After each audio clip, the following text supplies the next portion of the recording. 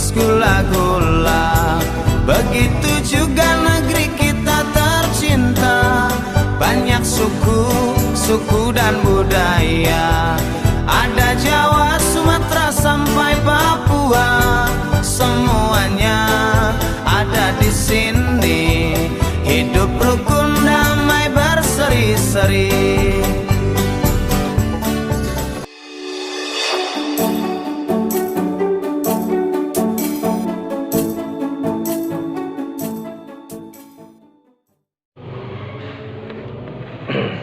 Assalamualaikum warahmatullahi wabarakatuh. Bertemu lagi di pembelajaran olahraga dalam permainan bola kecil melalui permainan rondes. Apa sih permainan rondes? Rondes adalah permainan bola kecil yang dimainkan dengan beregu atau berkelompok. Teknik bermain hampir sama dengan permainan bisbol, setbol, dan kasti, yaitu seperti teknik memukul, melempar, menangkap, dan lain-lainnya. Itu adalah permainan rondes. Kita ke berikutnya adalah sejarah rondes di Indonesia. Permainan rondes telah berkembang dan ditandai dengan banyaknya klub-klub yang terdapat dari berbagai setiap daerah rondes yang bermunculan. Kejuaraan ini pertama kali diadakan pada tahun 1967 di Jakarta dalam tingkat olahraga nasional. Pada tahun 1969 di Surabaya, sampailah sekarang ini sudah setiap daerah telah mengadakan perlombaan ini. Berikut adalah pemain rondes tim Indonesia di setiap daerah. Sudah, kita ke berikutnya. Teknik dasar permainan rondes. Terdapat beberapa teknik dasar dalam permainan rondes, diantaranya melempar, menangkap, memukul, dan lari. Apa itu permainan rondes? Rondes adalah permainan atau olahraga bola kecil yang menyerupai permainan kasti, hanya saja caranya yang sedikit berbeda, dan permainan ini sering disebut sebagai baseball ataupun softball. Itu permainan rondes. Berikutnya cara melempar bola. Cara melempar bola pada permainan rondes ada teknik-tekniknya. Teknik ini diperlukan dengan baik dan benar agar mendapatkan lemparan yang sempurna. Adapun jenis lemparan itu dapat dibagi menjadi 3. Ini adalah cara melempar bola dalam permainan rondes. Nah, berikutnya adalah yang pertama, lemparan melambung. Lemparan melambung biasanya digunakan untuk lemparan yang berjarak jauh. Lemparan ini memerlukan tenaga yang cukup besar karena bola harus jauh dan tinggi. Cara melakukan lemparan melambung yaitu sebagai berikut. Bola dipegang dengan posisi tangan atau jari dengan benar. Ayunkan tangan yang memegang bola sambil kaki melangkah secara bersamaan. Berat badan bertumpu pada kaki depan. Mengembalikan awalan melempar bola sedikit condong ke belakang. Berikut gambar cara melempar bola rondes. Ini adalah lemparan bola melambung.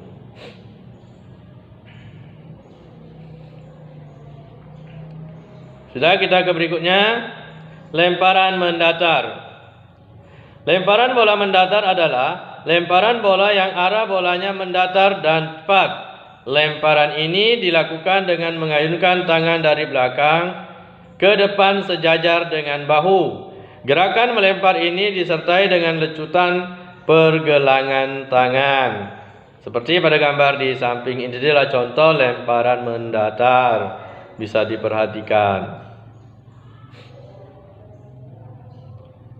Sudah ya? Kita ke berikutnya adalah lemparan bawah atau menyusur tanah. Lemparan bawah ini arah atau jalannya bola menyusur tanah. Lemparan jenis ini biasanya dilakukan dalam keadaan darurat dan dilakukan dengan cepat. Cara melakukan lemparan bawah sebagai berikut. Yang pertama, posisi badan sedikit membungkuk dan kedua kaki sedikit ditekuk. Ayunan tangan dilakukan dari samping atas ke depan bawah. Arahkan melempar bola bawah ini disertai dengan lecutan tangan.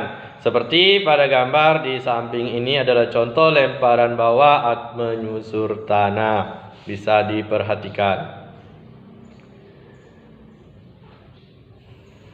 Kita ke berikutnya, cara menangkap bola. Cara menangkap bola ada beberapa macam tergantung dari datangnya bola. Namun, secara garis besar, datangnya bola dapat dikelompokkan menjadi 3, yaitu 1 bola yang datangnya langsung, 2 bola yang melambung, dan 3 bola yang datang bergulir di tanah. Yang pertama adalah bola yang datangnya langsung. Caranya adalah tangan diluruskan ke depan atau sedikit ditekuk pada pergelangan siku. Sarung tangan atau glove menghadap ke arah datangnya bola dan tangan yang lainnya di samping glove.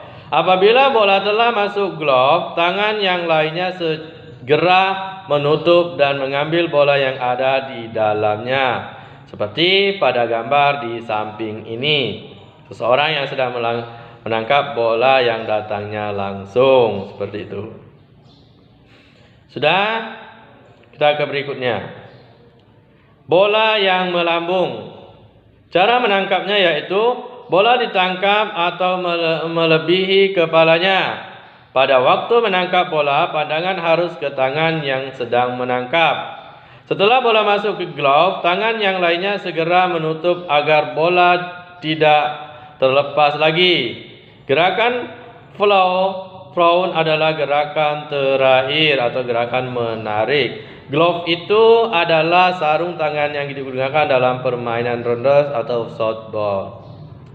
Seperti pada gambar di samping ini, seseorang yang sedang menangkap bola melambung. Bisa diperhatikan. Selanjutnya kita ke berikutnya. Bola yang datangnya bergulir di tanah. Cara menangkap bola yang bergulir di tanah yaitu kaki dilangkahkan ke depan, kedua lutut ditekuk dan badan dibungkukkan. Tangan kiri di tanah yang memakai glove dan menghadap ke arah datangnya bola. Setelah bola masuk ke glove, tangan lain segera menutup dan mengambil bolanya ada di dalam glove tersebut. Seperti pada gambar di samping ini, seseorang yang sedang menangkap bola yang bergulir di tanah. Bisa diperhatikan. Sudah, kita ke berikutnya, cara memukul bola. Teknik memukul bola merupakan keterampilan yang perlu dipelajari dan dikuasai karena dengan pukulan yang baik kita dapat menguasai permainan. Memukul bola terdiri atas 2 jenis pukulan. Yang pertama, pukulan dengan ayunan atau swing. Kedua, pukulan tanpa ayunan atau bat. Pukulan tanpa ayunan atau bat adalah pukulan yang hanya menyentuhkan kayu pemukul dengan bola tanpa mengayunkan kayu pemukul.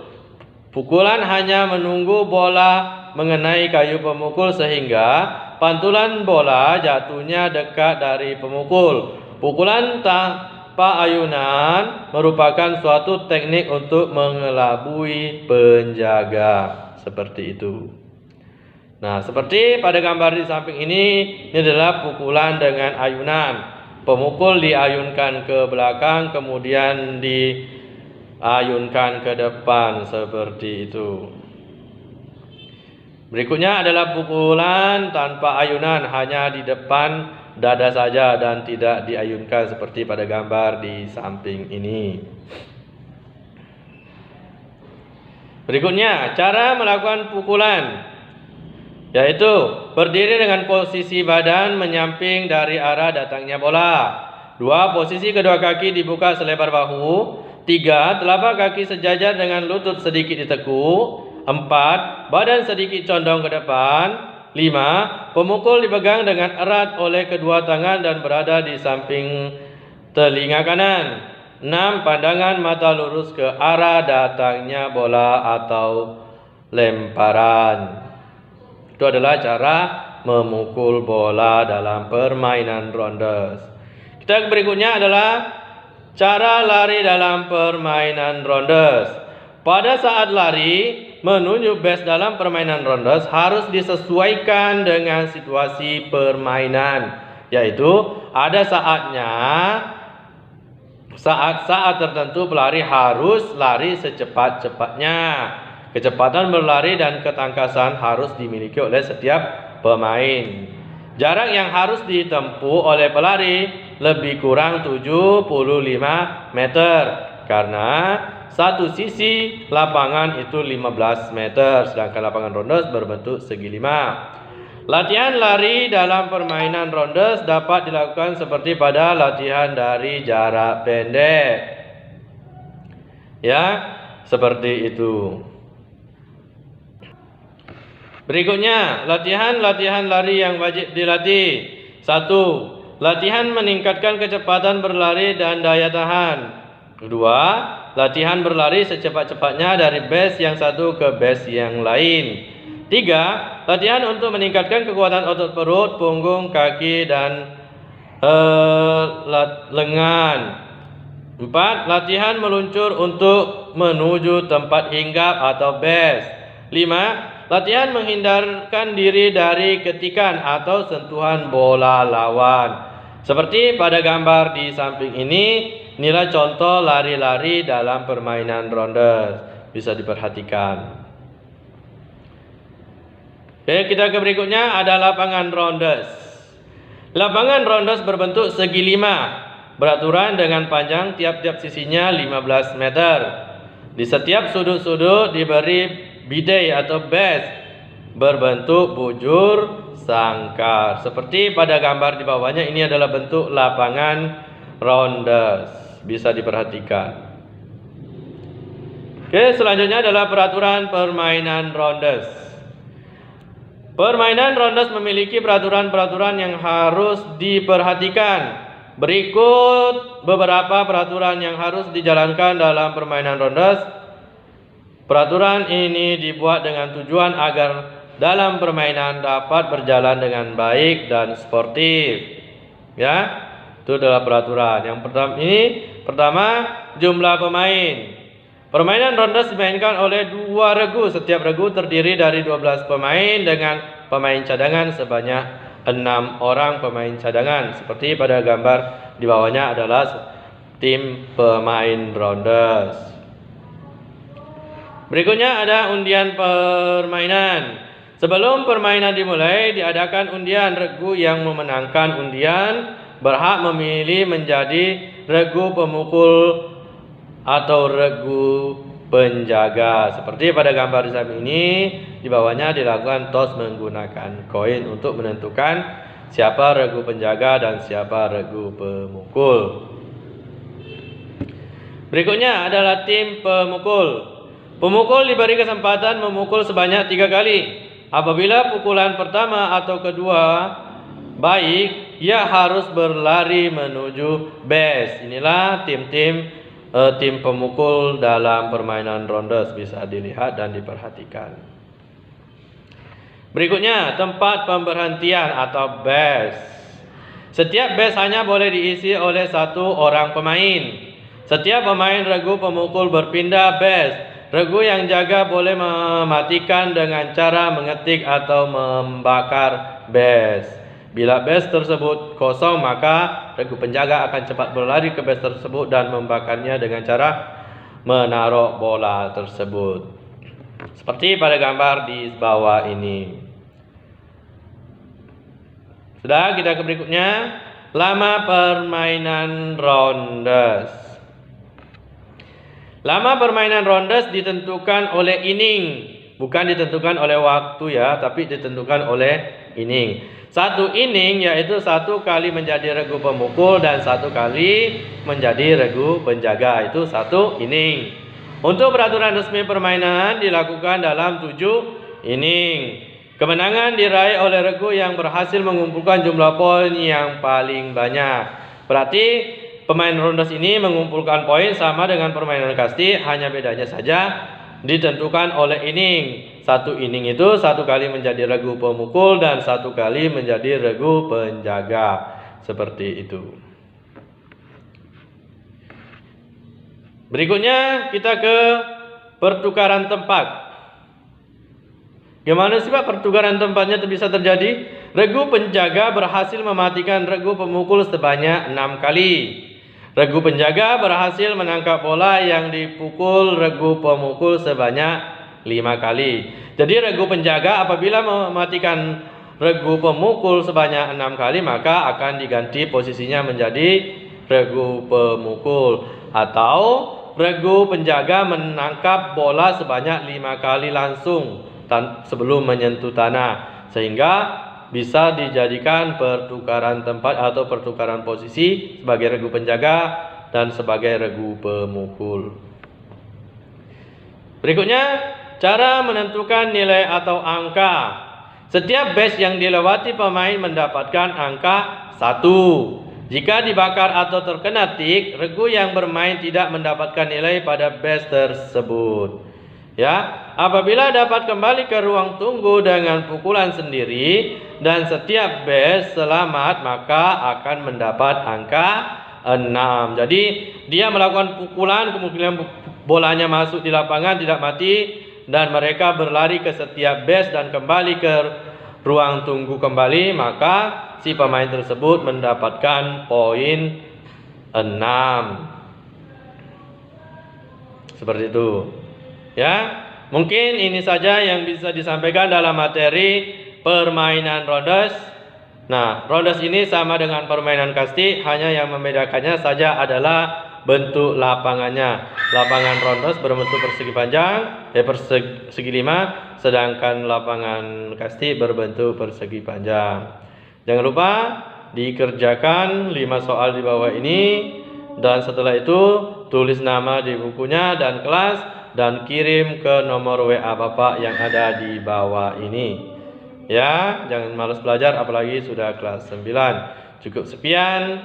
Assalamualaikum warahmatullahi wabarakatuh. Salam olahraga jaya. Marfu'ah mantap.